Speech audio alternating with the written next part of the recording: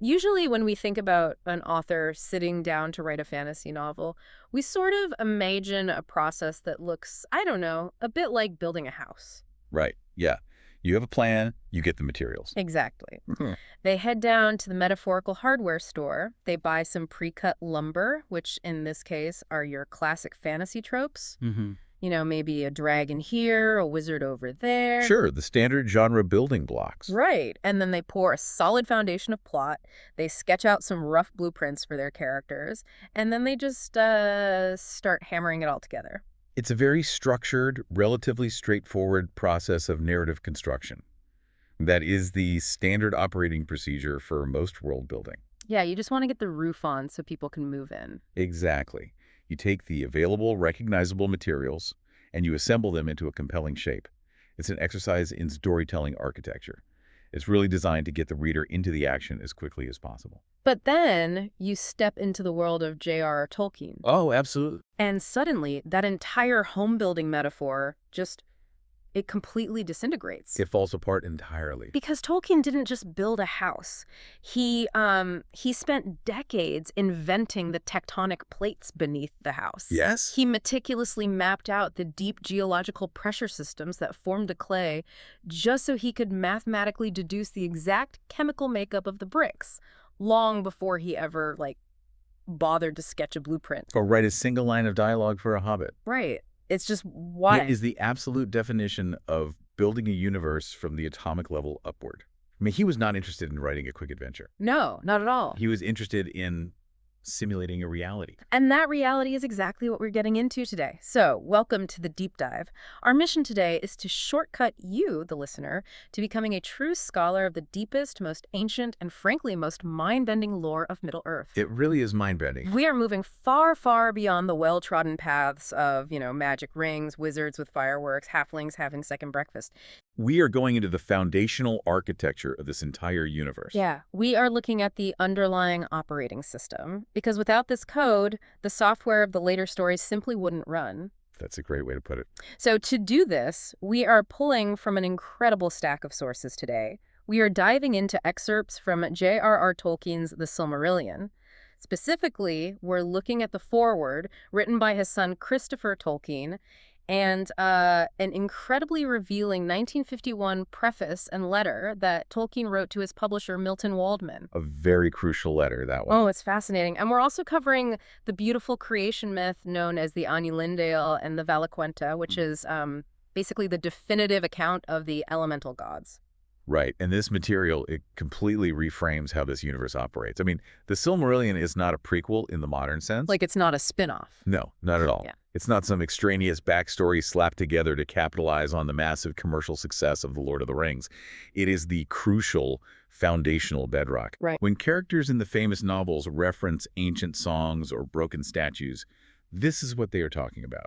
And the hook here, the thing that I found just staggering when reading through these sources, is the realization that Tolkien's legendary world wasn't actually born from a burning desire to write a best-selling adventure novel. Far from it. It was born from a lifelong obsession with linguistics, a profoundly deep theological philosophy, and a very specific drive to create a dedicated mythology for England. The stories we all know and love were, they were almost an accident. They were a byproduct, truly. The narrative was the trailing edge of much larger, much more intense intellectual pursuits. Okay, let's unpack this.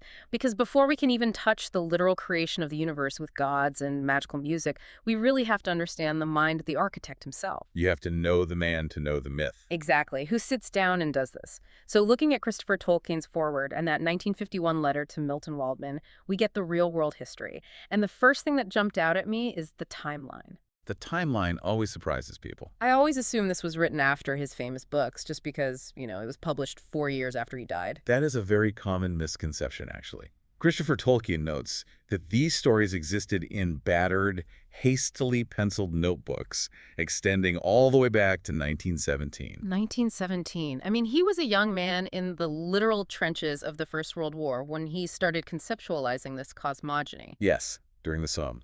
That is just difficult to wrap my head around. Amidst the mud and the machine guns, he's sketching out the creation of angels. And the amazing thing is, he never abandoned it. Throughout his entire long life, he carried this mythology with him. Everywhere he went. Right. But because he worked on it for over half a century, Yeah. it was this remarkably fluid, ever-changing text.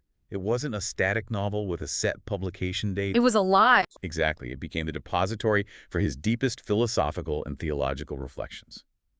Christopher points out that as his father grew older, the pure mythology and the romantic poetry began to sink down beneath his intense preoccupations with theology and philosophy. Which must have been an absolute nightmare for Christopher Tolkien to edit. Oh, monumental task.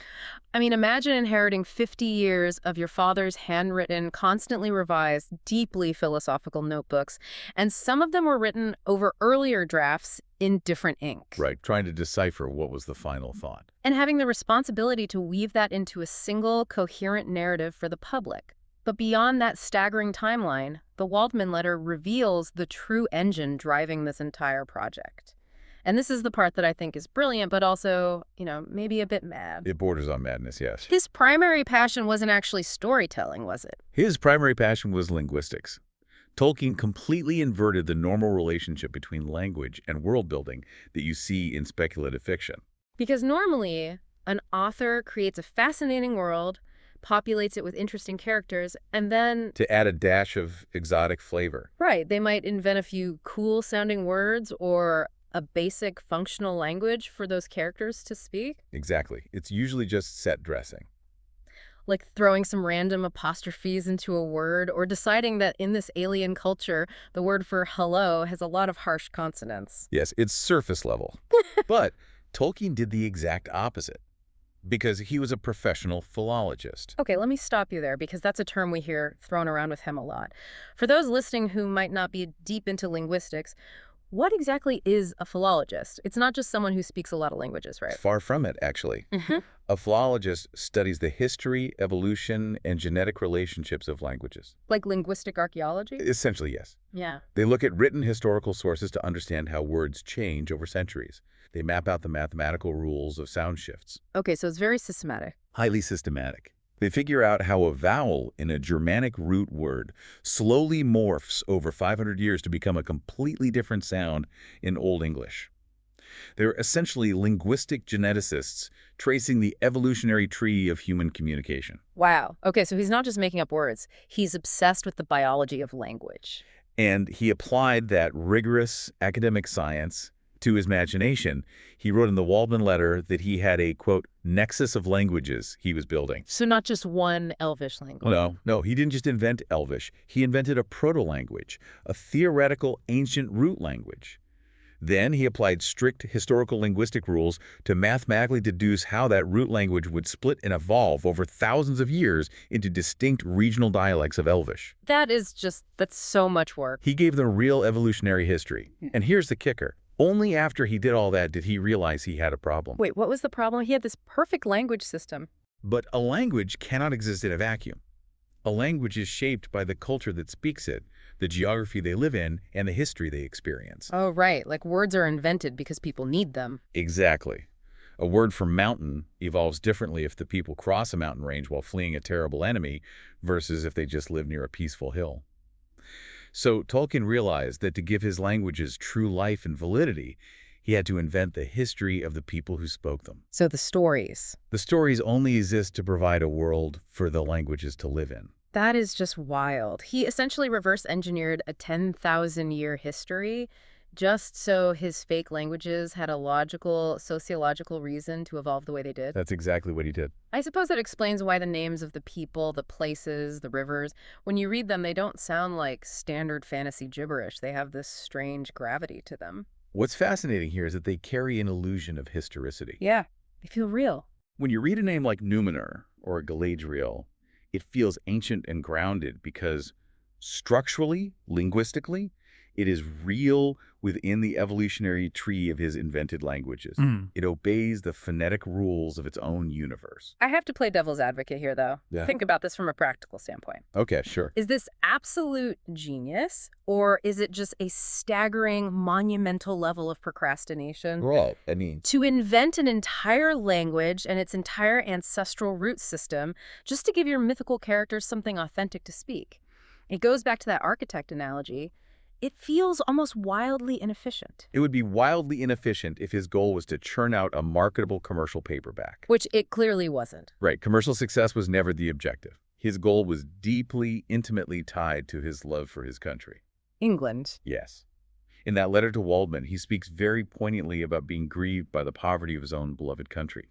He felt that England, unlike other nations, had no stories of its own, bound up with its tongue and soil. Because he mentions Greek myths, Celtic myths, Germanic, Scandinavian, but nothing truly English. Right. But wait, what about King Arthur? The Sword in the Stone, the Knights of the Round Table? Doesn't Arthurian legend count as the great English myth?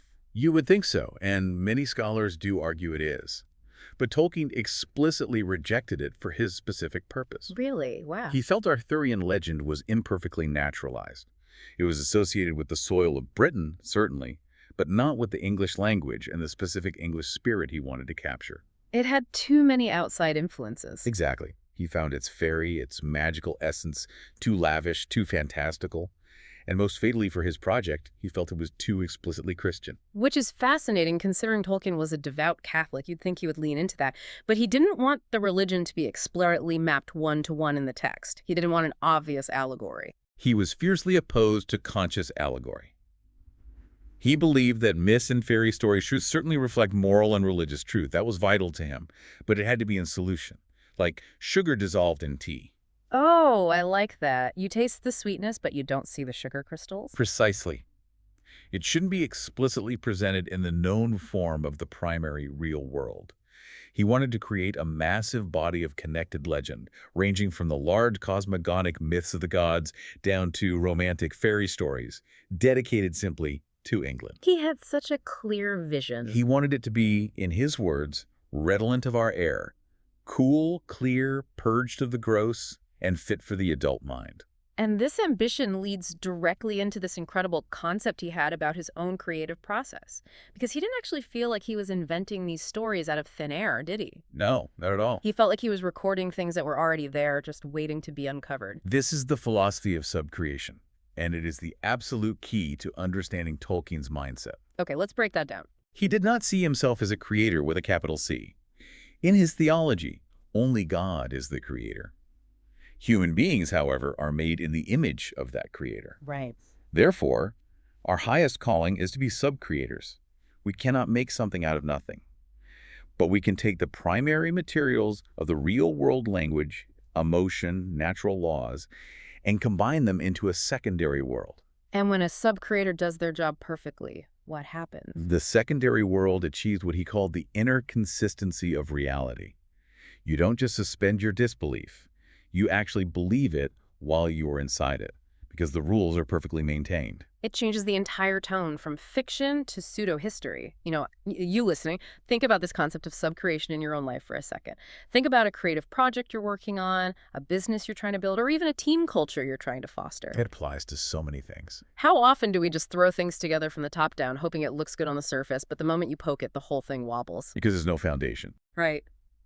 Tolkien is demanding a radical bottom-up approach. He's saying that if you want something to last, if you want it to feel real and resonant to others, you have to establish the foundational rules, the absolute bedrock, and let the final product grow organically out of that discipline.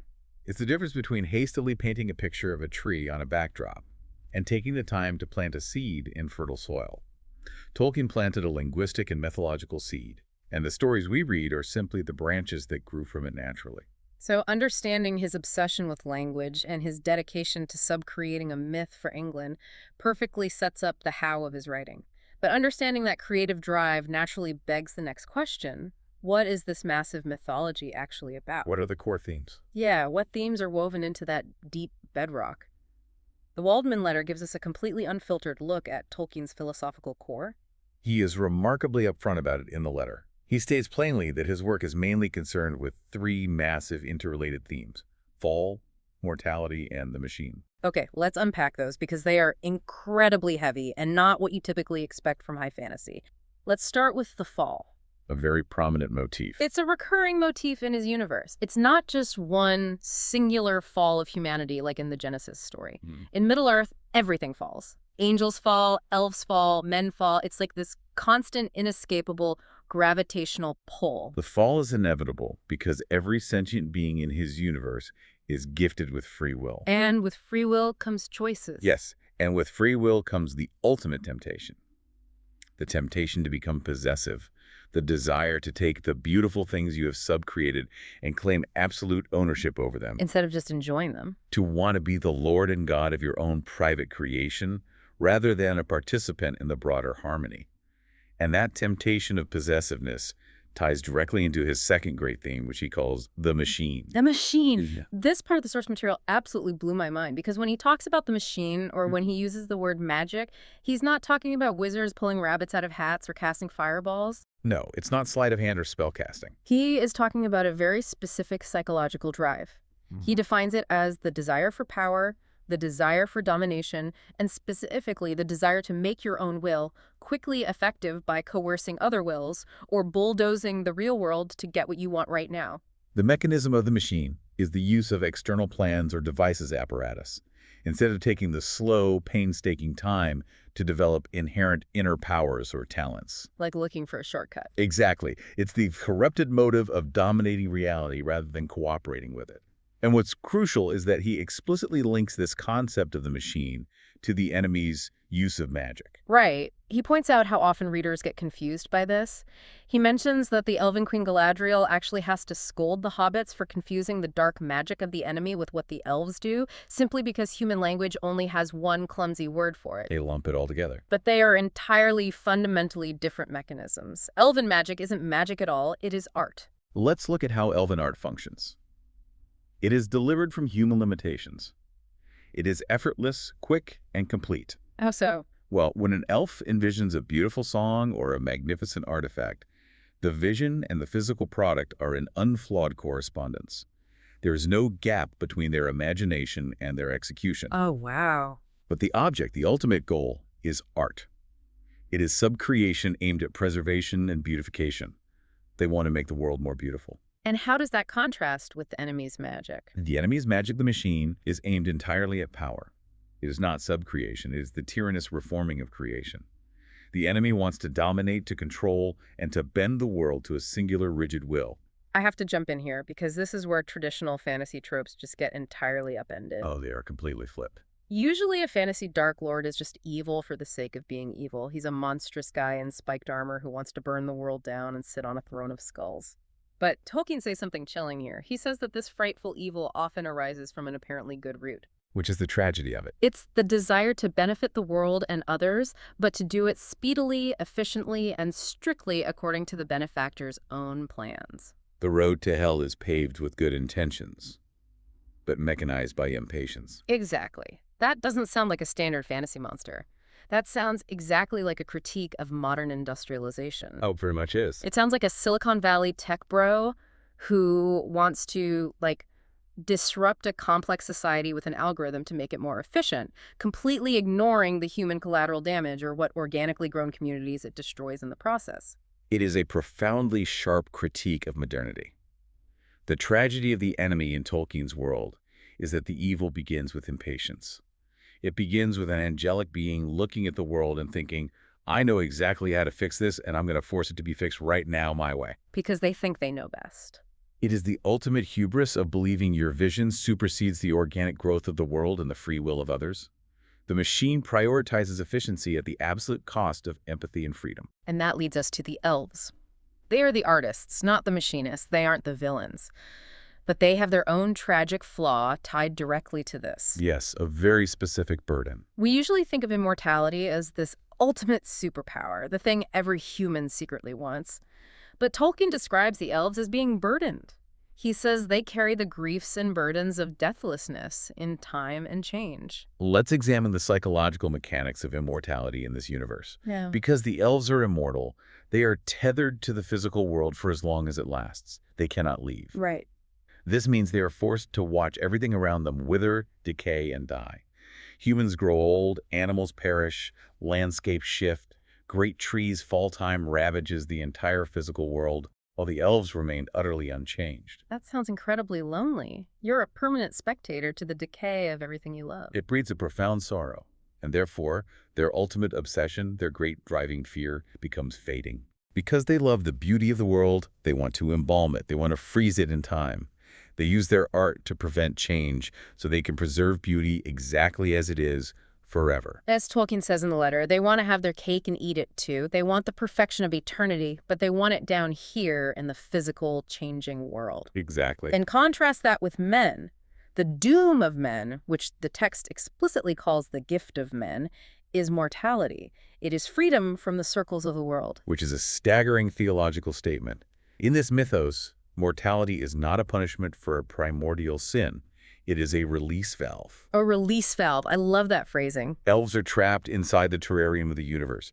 Men are visitors. They live, they experience the world briefly, and then they are allowed to leave, to go beyond the confines of the physical universe to a destiny that even the angelic gods don't fully understand.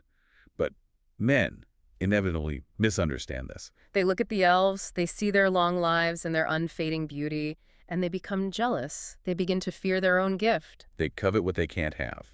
They view death as a curse, a darkness. And that fear of death, that desperate clinging to the physical world, becomes the root of their specific fall. The elves fall because they try to stop time. Men fall because they are terrified of it. So for you listening, think about this dynamic of the machine and art in your own life, your own work.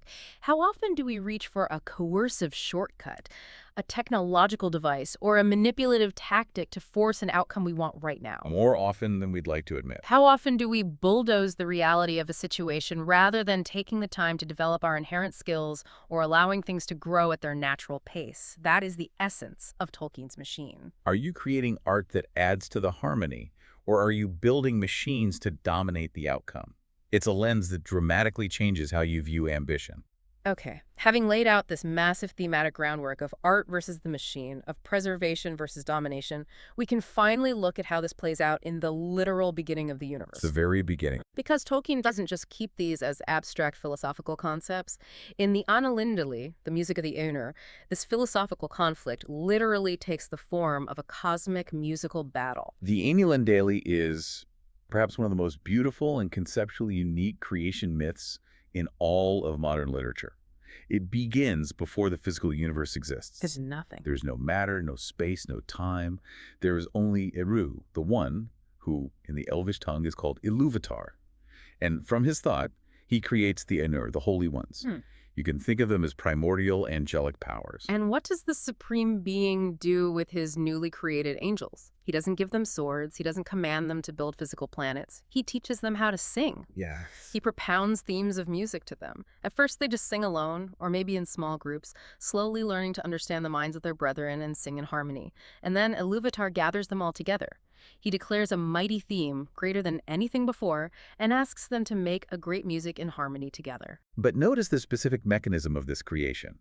He doesn't have them sheet music and say, play exactly this. He's not micromanaging. He gives them a crucial directive.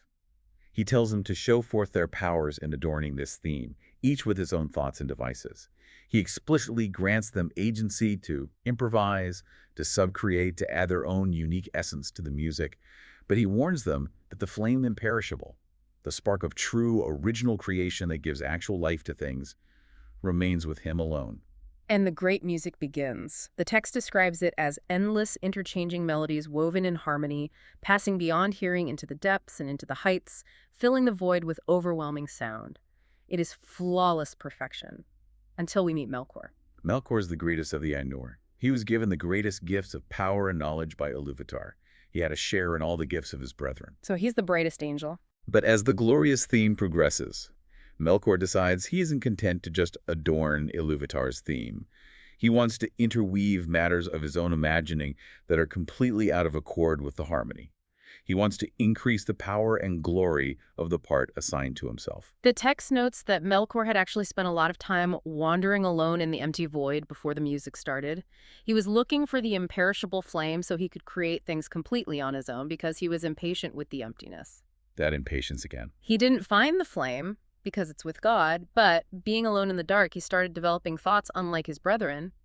And so he weaves those impatient, discordant thoughts into the great music. The disruption is violent. The text describes it as a sea of turbulent sound. A raging storm of dark waters making war upon one another. Melkor's discord spreads like a contagion. Other angels get swept up in it. Many of the other Ainur near him become despondent, their beautiful music faltering. Or worse, they actually start attuning their own music to his out of fear, confusion, or desire to align with his raw power. This is the birth of the machine, the desire to dominate the music rather than participate in it. But here is where it gets incredibly profound. Ilúvatar doesn't just smite Melkor. He doesn't destroy him. He doesn't wipe him out of existence or mute him. Ilúvatar sits and listens until the discord is deafening. Then he stands up, smiles, and raises his left hand. And amidst the chaos, a second theme begins. A new melody. It gathers power, it has new beauty, but Melkor's discord rises in uproar and violently contends with it, achieving mastery again. So Ilúvatar stands a second time, looking stern, and raises his right hand. And a third theme grows. And the third theme is the absolute crux of Tolkien's entire philosophy regarding suffering, evil, and beauty.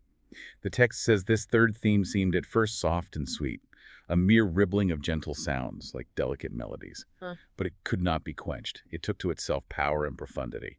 And then we get this incredible visceral description of the two musics competing. Melkor's music is described as loud, vain, and endlessly repeated. It has little harmony. It's a clamorous unison, like a multitude of trumpets braying upon a few harsh notes.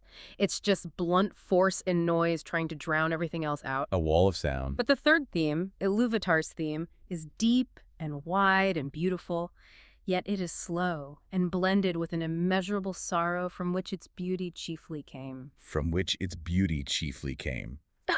We must pause on that line. What does this third theme actually do? It doesn't attempt to shout louder than Melkor. It doesn't fight force with force. So what does it do? Instead, it takes Melkor's most triumphant, aggressive notes and weaves them into its own solemn pattern. It absorbs the discord, the pain, and the sorrow that Melkor introduced, and repurposes it to create a complexity and a beauty that the original unbroken theme never could have achieved.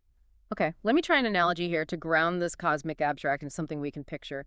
Imagine the ultimate jazz big band. Okay, a massive jazz band. The band leader starts this incredibly beautiful, complex, harmonious melody. Everyone is playing their part perfectly. But the lead trumpet player goes completely rogue. Melkor on trumpet. Exactly. He wants all the attention, he wants to dominate the room, so he starts playing a harsh, blaring, off-tempo, aggressive solo, actively trying to hijack and ruin the entire song. Right. Now, instead of stopping the song, walking over, and kicking the trumpet player off the stage, the band leader does something masterful. He smoothly changes the key and the time signature of the whole band so that the rogue trumpet's harsh, grating notes suddenly harmonize perfectly with a new, deeply melancholic cello line that the band leader just introduced. The trumpet player thinks he's destroying the song, but the band leader is using his aggression to invent the blues. That is a phenomenal analogy because it captures the exact theological mechanism Tolkien is establishing. In this universe, evil is not an equal and opposite force to good in a dualistic yin-yang sense. It's not a 50-50 split. Evil is a distortion, a rebellion, a lack of harmony. But the Supreme Being is so infinitely creative, so omnipotent in his art, that he allows the rebellion to happen because he can use the discord, the sorrow, and the pain introduced by that evil as the raw material to construct a richer, deeper, more intensely wonderful reality than would have existed if everything had remained safely perfect. Yes. Ilúvatar eventually stops all the music with one single world-shaking chord. And he speaks to them all, but directly to Melkor, he says, "No theme may be played that hath not its uttermost source in me, nor can any alter the music in my despite. For he that attempteth this shall prove but mine instrument in the devising of things more wonderful, which he himself hath not imagined." That is the core tenet right there. Melkor's attempt to destroy the beauty actually became the very engine that created the sorrow, which gave the third theme its ultimate heartbreaking majesty. And this is a moment where abstract sound transitions into physical reality. Ilúvatar takes the Ainur out into the void and says, "Behold your music." He gives them sight where before was only hearing. They get to see what they sang. And they see a new world, globed amid the void. They see the history of this world unfolding before them. They realize that they weren't just singing a song, they were singing the blueprint of a physical universe. But they see something in this vision that they didn't sing. They see the children of Ilúvatar, The elves and men. The text says these beings were conceived by Ilúvatar alone, coming with that sorrowful third theme. A complete surprise to the Ainur. None of the Ainur had any part in making them. And because they are this unknown, strange, incredibly free element, the angelic Ainur fall deeply in love with them and with the physical world that has been prepared for them. Which brings us to the moment of actualization. The blueprint is finished. Ilúvatar speaks the word let these things be. He sends the flame imperishable, that divine spark of true life, into the heart of the world. The simulation is turned into hard reality. The world is born. And Ilúvatar tells the Ainur that those who choose to may now descend into the world. But there's a catch. If they go down, they are bound to it until the end of its days. They must physically shape it. So think about that jazz analogy in the context of your own life for a second. Think about a time when a major disruption, a piece of profound discord, a failure, a loss, a sudden change of circumstances, totally derailed your plans. We all have those moments. In the moment, it felt like the song was ruined. But looking back, did that discord force you to adapt? Did it force you to change the key and ultimately lead to an outcome, a depth of character, or a resilience that was more complex and interesting than your original unbroken plan would have been? It is the ultimate statement of hope within Tolkien's cosmology, that our discord, our pain, and our failures are not the final defining word. They are material for a greater theme. So the blueprint is made real. We leave the timeless halls and we enter the physical universe. This transitions us to our next major source area, the Valaquenta, which is the definitive account of the Valar. The physical architects. We're moving from the abstract, beautiful music of the heavens to the physical architects getting their hands dirty in the mud and the rock of creation. The Ainur who choose to enter the world are bounded by it. They become the Valar, the powers of the world. And their task is unimaginably massive. When they arrive at the beginning of time, the world is unshaped, dark, and wild. It's just raw material. The music was just a foreshowing, a vision. Now they have to actually execute the labor to achieve it, working over uncounted ages of time. And to interact with this physical world, they take on physical shapes, which the text beautifully refers to as raiment. And I found the mechanics of this detail fascinating. They don't actually need bodies to exist. No, they are spirits. They take on male and female forms not because they are biologically male or female, but because those fundamental differences in temper and spirit existed in them from the beginning, and the physical form merely bodies it forth. They wear physical bodies the way we wear clothes. They can take them off and walk unclad, entirely invisible to elves and men. It underscores that they are, fundamentally, spiritual and elemental forces. They clothe themselves in their own thought, making it visible in forms of majesty and dread. And the Valaquenta acts as a catalog of these elemental powers, explaining who governs what aspect of the physical reality. It starts with the greatest among them, Manwë and Melkor, who are actually brethren in the thought of Ilúvatar. So if they have to build the world, who takes charge of the sky and the atmosphere? That is Manwë. He is the Lord of breath and air. He delights in the winds, the clouds, and the highest regions. He is the noblest of the Valar, the one who best understands the will of Ilúvatar. And with him dwells Varda, the Lady of the Stars. Varda is a fascinating figure. The text notes she is loved by the elves more than any other. They call her Elbereth. When Manwë and Varda are together on their high mountain, Manwë sees further than all other eyes, and Varda hears more clearly than all other ears. But there's a crucial detail about her relationship with Melkor. Yes. Varda knew Melkor from before the music even began. She saw into his mind, saw his desire for domination, and she rejected him entirely. Because of this, Melkor fears and hates Varda more than any other being created by Eru. He fears her light. What about the oceans, the deep waters of the world? That domain belongs to Ulmo, the Lord of Waters. He is a solitary figure. He doesn't live in the Golden City with the other gods. He dwells in the outer ocean, or in the deep waters under the earth. He's like a hermit god.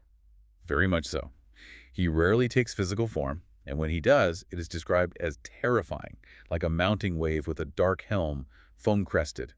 But his domain, water, holds a uniquely significant spiritual weight in this mythology. Explain the mechanics of that, because the text says something wildly poetic. It says that of all the substances of the earth, the elves praise water the most, because in water there lives yet the echo of the music of the Ainur more than in any substance else.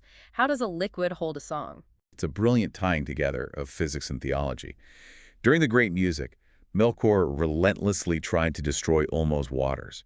He attacked them with bitter immoderate cold, trying to freeze them solid, and he attacked them with unrestrained heat and fire, trying to boil them away. But Iluvatar points out the futility of this. Melkor's extreme cold didn't destroy water, it just created the cunning, intricate work of frost and the beauty of snowflakes. Oh, wow. And Melkor's extreme heat didn't destroy water, it just created the majesty of clouds and the life-giving fall of rain. Melkor's aggressive attacks only made Olmo's domain more diverse, pervasive, and beautiful. So when mortals or elves in Middle-earth stand on the shore and hear the ocean roaring or listen to a river flowing over stones, they are not just hearing water displacing air. No, they're hearing something much older. They are literally hearing the residual physical echo of the creation of the universe. They are hearing the remnant of the great music itself. Precisely. The text says that many of the children of Iluvatar hearken to the voices of the sea, and yet they know not for what they listen. It acts as a spiritual homing beacon. The water is a physical, auditory manifestation of the divine song that called them into existence. It explains why they are always drawn to the sea, always looking west with this insatiable longing. Man, that is profound. But let's move from the fluid to the solid. Who governs the earth itself, the rock and the metal? That is Ali, the smith. His lordship is over all the physical substances of the earth, the tectonic plates, the gems, the gold, the mountains. He is a master craftsman. And Valaquenta makes a very specific, deliberate, and extended comparison between Ali and Melkor. This is a crucial psychological study, because on paper, Ali and Melkor are incredibly similar. They're both profound sub-creators. They both have immense skill. They both desire to make things of their own that are new and unthought of, and they both delight in being praised for their skill. From the outside, you might mistake them for kindred spirits. But their internal motivations, the engine driving their creation, are entirely opposed. The text explains that the delight and pride of Ali is in the deed of making, and in the thing made, and neither in possession nor in his own mastery. He doesn't need to own it. Therefore, he gives freely and hoards nothing. He is free from care, passing ever on to some new work. When he creates something magnificent, he submits it to the will of Iluvatar. Ali is the absolute embodiment of pure art. He creates for the joy of bringing something into existence. Melkor, on the other hand, falls completely into the dark trap of the machine. He spends his spirit in envy and hate. He desperately wants to possess the things he makes, and he wants to possess the things others make. He wants subjects, not harmonious creations. And what happens to his skill as a result? It degrades. Eventually, because he is so consumed by possession and domination, Melkor loses the ability to create original beauty. He can only twist, corrupt, and make things in mockery of the thought of others. He loses the spark of true sub-creation. It's the fundamental difference between an artist who paints a breathtaking masterpiece, hangs it in a public gallery for the world to enjoy, and immediately goes back to his studio to start painting something entirely new. Versus a collector. Yeah, versus a collector who buys the masterpiece, locks it in a dark, climate-controlled vault where no one can ever see it, and then sits in the dark getting angry that other people are out there painting. That pathological possessiveness is the root cause of almost all the tragedy that is to follow in the history of the world. But before we get to that history, we must mention one more Vala, Nienna. She dwells alone. She is the sister of the masters of spirits and dreams. Her domain is grief, mourning, and pity.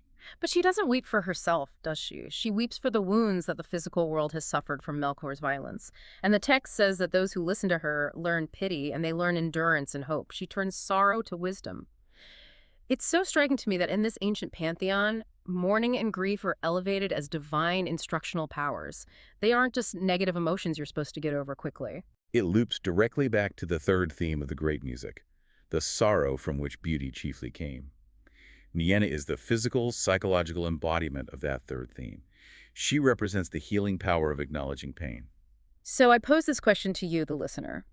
When you look at this pantheon of elemental psychological forces, which domain resonates most deeply with you? When you approach your life or your work, are you driven by the relentless, unhoarding, joyful creativity of an Ollie? Or perhaps you are drawn to the deep, hidden, echoing knowledge and intuition of an Olmo. Or do you find yourself resonating with the profound empathy, the quiet endurance, and the wisdom gathering of a Nienna? It's a really fascinating mirror to hold up to your own internal landscape. And we must remember that all of these Valar, these magnificent forces, are locked in a relentless, seemingly endless battle with Melkor over the physical shaping of the earth. Right, because Melkor ruins everything. They build beautiful lands, and Melkor immediately destroys them. They carve deep valleys, and Melkor violently raises them up into impassable mountains. They hollow out seas, and Melkor spills them. But slowly, agonizingly, despite the marring, the earth is made firm, and the habitation for the children of Iluvatar is finally established. Which brings us, at last, to the grand tapestry of the history itself. We have established the gods, we have shaped the physical world, and now we must look at the sweeping history of the elves and men that plays out on this stage over thousands of years. The actual narrative events. This brings us to the First and Second Ages of Middle-earth, drawn primarily from the latter half of the Waldman letter. These are the catastrophic events that eventually necessitate the forging of the Rings of Power. We must view this immense history through the lens of those two specific falls we discussed earlier, the destructive possessiveness of art and the terrifying fear of mortality. Let's start with the First Age. This era is defined by the possessiveness of art, embodied primarily by the elves, and specifically by an elf named Fëanor. Who is Fëanor, and what did he do that was so world-shattering? Fëanor is the greatest mind and the greatest smith of all the elves. He achieves the ultimate act of subcreation. Before the sun and the moon existed, the world was illuminated by the primeval light of Valinor, which emanated from two magnificent magical trees. The source of all light? Fëanor managed to capture the essence of this blended primeval light and trap it inside a crystalline substance he invented called Selima. He crafts three supreme jewels, the Silmarils. Explain the psychological weight of this. Why were these jewels so important to him? Because a sub-creator puts a portion of their own spiritual essence, their own innate power, into their greatest works. Fëanor put so much of his soul into the making of the Silmarils that he could never replicate the feat. So they were a one-time thing. The power to do it was spent. Therefore, they were utterly irreplaceable. And because of that, Fëanor makes the fatal mistake of falling desperately in love with his own creation. He becomes fiercely, jealously possessive of the Silmarils. He goes from being an Ollie to being a Melkor. And then, tragedy strikes. Melkor, who we can now call Morgoth, the Dark Enemy, poisons the two trees, plunging the world into darkness. A catastrophic event. He murders Fëanor's father, and he steals the Silmarils, fleeing back to his fortress in Middle-earth, and Fëanor absolutely loses his mind, doesn't he? He is consumed by grief and rage. He and his 7 sons swear a terrible, blasphemous oath. They swear in the name of God himself to pursue with vengeance and hatred to the ends of the world anyone, be it Vala, demon, elf, or man, who dares to claim any right to the Silmarils. That oath acts like a curse. It drives Fëanor and his people to rebel against the gods, leave the paradise of the West, and sail to Middle-earth to wage an utterly hopeless, centuries-long war against Morgoth. Which leads to immense bloodshed. It leads to the first kinslaying, where elves literally slaughter other elves to steal their ships. It corrupts every noble deed they do, and it ruins every military victory they achieve. The entire First Age is a blood-soaked tragedy driven by the inability to let go of a sub-created piece of art. It is the cosmic conflict of Ollie versus Melkor scaled down to a mortal physical theater.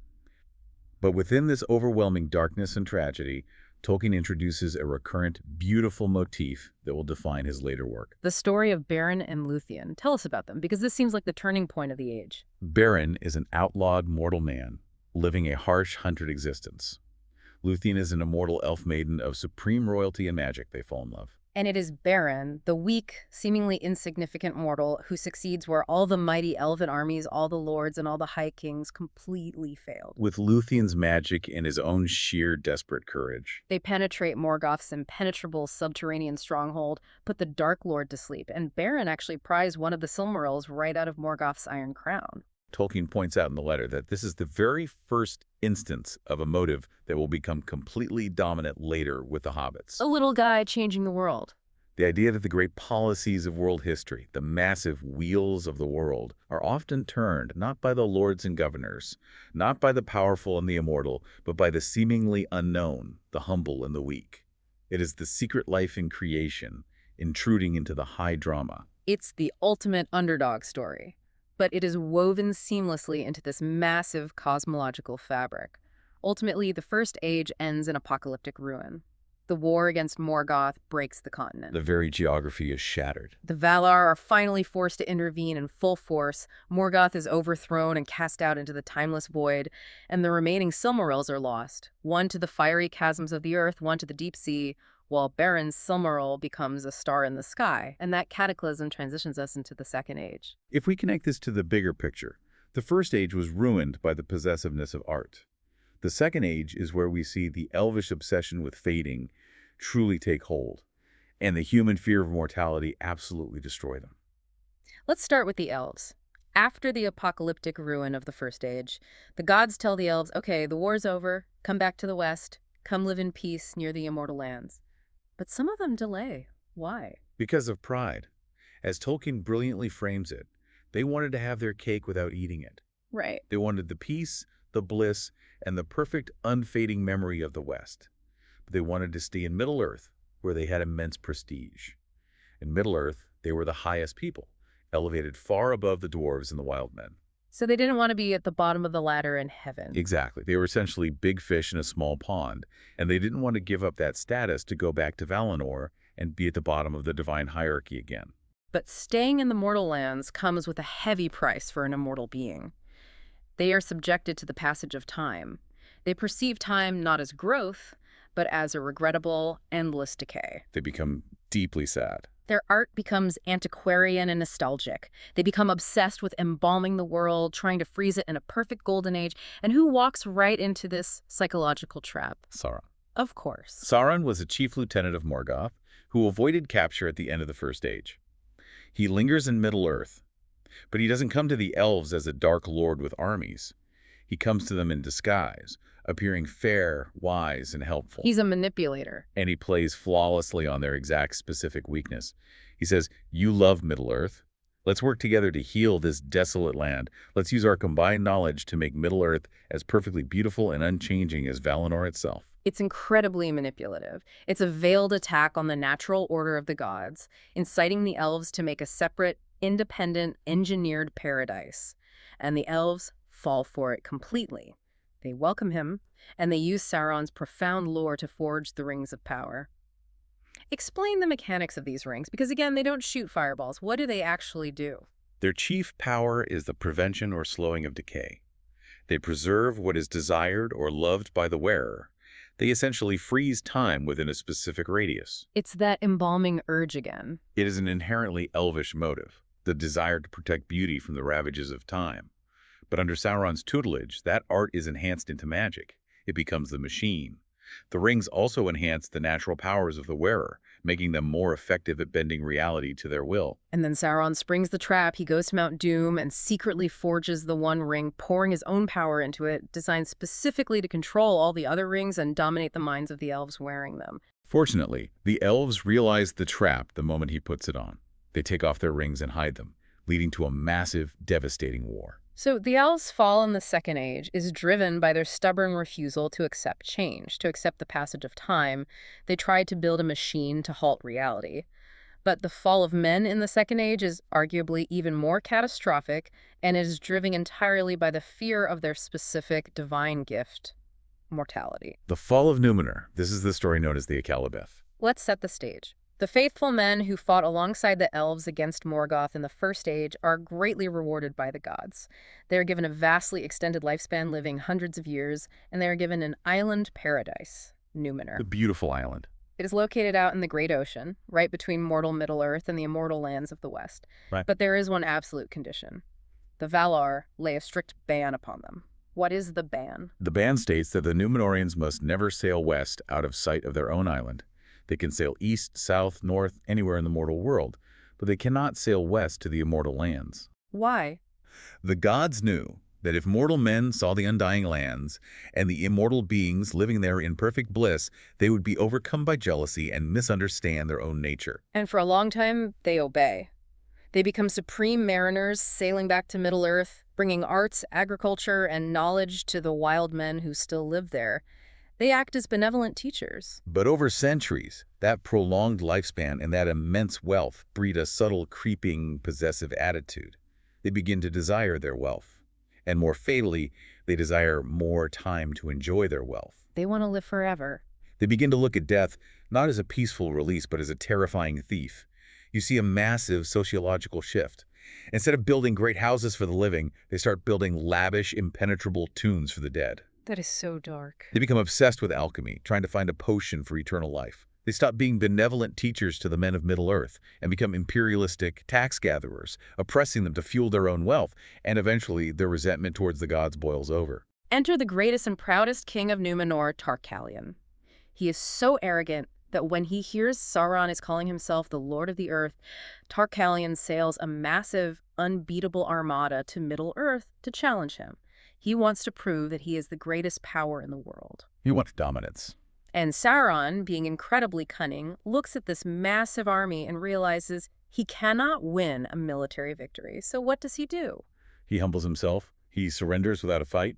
He allows himself to be taken back to Numenor as a hostage, a prisoner of the king. Which is, of course, exactly what he wants. He realizes he can't defeat them with weapons, but he can destroy them from the inside using their own psychological rot. It is a masterclass in manipulation. Within a few short years, Sauron goes from being a chained prisoner to being the king's chief advisor. He completely seduces the Númenóreans. He preys on their deep, terrified obsession with death. He feeds them lies. He tells them that the ban is a lie. He claims that the gods are just jealous, trying to keep men from claiming everlasting life, which is rightfully theirs. He denies the existence of Ilúvatar entirely and institutes a death cult, worshipping the dark, complete with building a massive temple where they perform human sacrifices. He weaponizes their fear of mortality. Right. He convinces a highly advanced, intelligent society that immortality is not a state of being, but a physical location that they can simply conquer by force. So the king, feeling old age finally approaching and terrified of dying, commits the ultimate hubris. He builds the greatest armada in the history of the world, breaks the ban, and sails west to invade heaven. He thinks he can just sail there and take it. He is literally going to wage war on the angelic gods to wrest everlasting life from them by force. And the Valar's response to this invasion is staggering. They don't draw swords, they don't summon storms. What do? They recognize that this is beyond their delegated authority. Yeah. The children of Ilúvatar are outside their jurisdiction to destroy. So the Valar literally lay down their guardianship. They resign their government of the world for that moment, and they appeal directly to God, to Ilúvatar himself, to intervene. And Ilúvatar intervenes with world-breaking power. He opens a massive chasm in the sea right under the Armada. The greatest fleet ever built is simply swallowed by the abyss. And Númenor itself, this glorious, advanced Atlantis-like island, topples, is engulfed by the sea, and vanishes forever. A total cataclysm. But it's not just an earthquake. This is where the cosmology of the entire universe literally shifts. Explain the geometric change that happens here. Up until this catastrophic moment, the physical world of Middle-earth was flat. Like a literal disc. You could theoretically sail off the edge or sail straight to the immortal lands if you knew the way. Yeah. But when Ilúvatar destroys Númenor, he drastically alters the physical laws of reality. He removes the immortal lands of Valinor from the physical circles of the world completely. Just plucks them out. They are taken away into the realm of hidden things.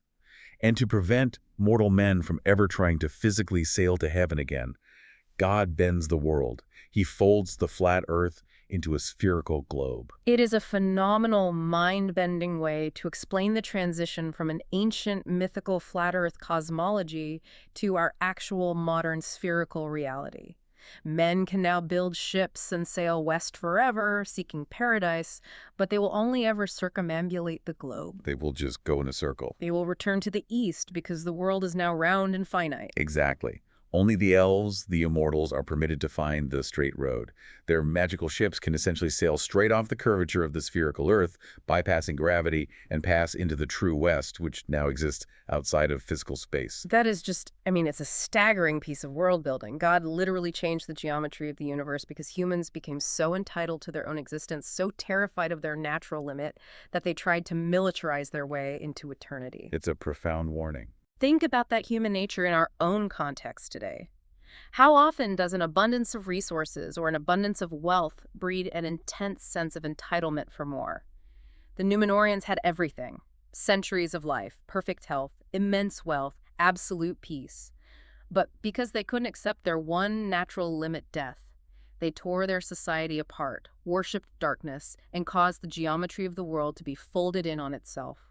The Second Age ends with the few faithful survivors of that cataclysm led by Elendil and his son Isildur, escaping the drowning of Numenor, returning to Middle-earth, and forming the last alliance with the elves to overthrow Sauron. Setting the stage for the stories we know. This culminates in Isildur cutting the ring from Sauron's hand, refusing to destroy it out of possessiveness, and setting the stage for the Third Age, the era of the famous novels. And there we are. We have journeyed from battered, hastily penciled notebooks in the muddy trenches of 1917 through the deep linguistic roots of a made-up language into the philosophical battle of art versus the machine. A very long journey. We've witnessed the musical creation of the universe, the shaping of the physical earth by elemental gods, the tragic fall of the elves driven by the possessiveness of their own subcreated art, and the cataclysmic fall of men driven by their terrified rejection of mortality. It is a tapestry of unimaginable scale, woven by a man who simply wanted to give his country a myth of its own,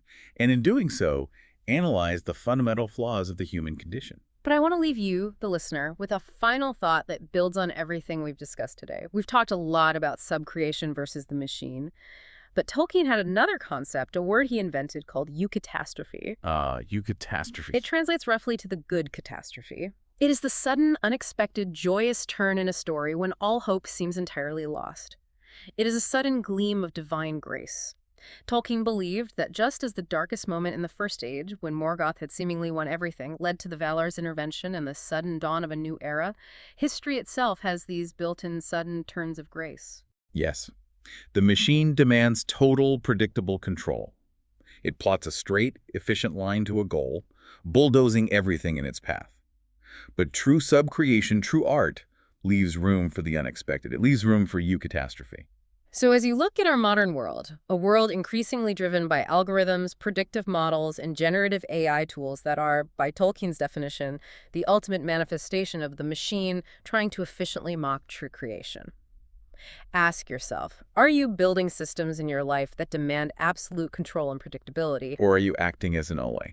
Creating with patience and leaving space for that sudden, unexpected grace, that eucatastrophe, to enter your story. Because if we engineer all the uncertainty out of the music, we might find we've also engineered out the possibility of a miraculous final chord. Thank you so much for joining us on this incredibly deep dive into the true origins of Middle-earth. It reminds us that whether you are writing a myth for England or just trying to build a meaningful, resilient life, the grandest narratives always start with the foundational rules we set for ourselves in the deep geology of our own minds. We'll leave you to think on that. Until next time.